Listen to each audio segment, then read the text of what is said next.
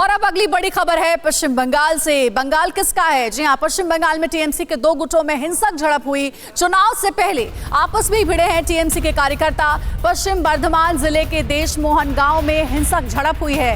तृणमूल कांग्रेस की झड़प और बमबारी में 2 लोग घायल भी हुए हैं। घायलों को आसनसोल जिला अस्पताल में भर्ती करवाया गया है। मौके पर भारी पुलिस बल की तैनाती है।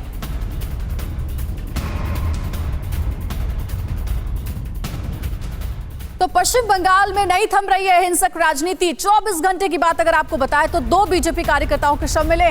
नॉर्थ 24 परगना और पूर्वी बर्धमान में हुई हत्या। राजनीतिक हिंसक घटना में 6 कार्यकर्ता भी घायल हुए हैं। बीजेपी ने टीएमसी पर हत्या का आरोप लगाया है।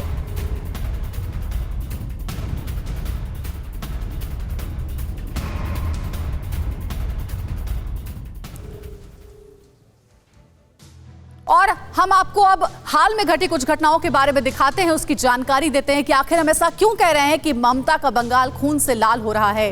खून से लाल ममता का बंगाल, सवाल कई उठ रहे हैं। 13 दिसंबर की सबसे पहले जानकारी अगर आपको दे तो पूर्वी बर्धमान में बीजेपी कार्यकर्ता सुखदेव प्रमाणिक की हत्या होती है और उसके बाद 12 दिसंबर को नॉर्थ 24 परगना में बीजेपी कार्यकर्ता शौकत बिस्वाल की हत्या होती है।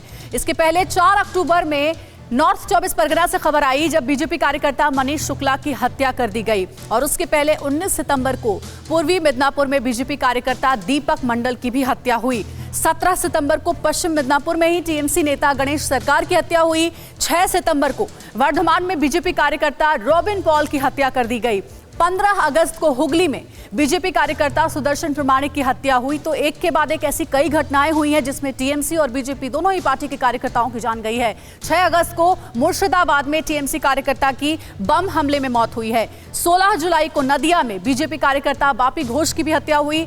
5 जुलाई को नदिया में ही बीजेपी कार्यकर्ता की फिर से हत्या हुई। 3 जुलाई को दक्षिण 24 परगना में टीएमसी कार्यकर्ता अश्विनी की हत्या हुई। तो एक के बाद एक इस तरीके से दोनों ही दलों के कार्यकर्ताओं की हत्याएं हो रही हैं और इसलिए कहा जा रहा है कि खून खराबा खूब हो रहा है ममता सरकार में और ममता के बंगाल में। परवाह देश की, सोमवार से शुक्रवार रात 10 बजे TV9 भारतवर्ष पर।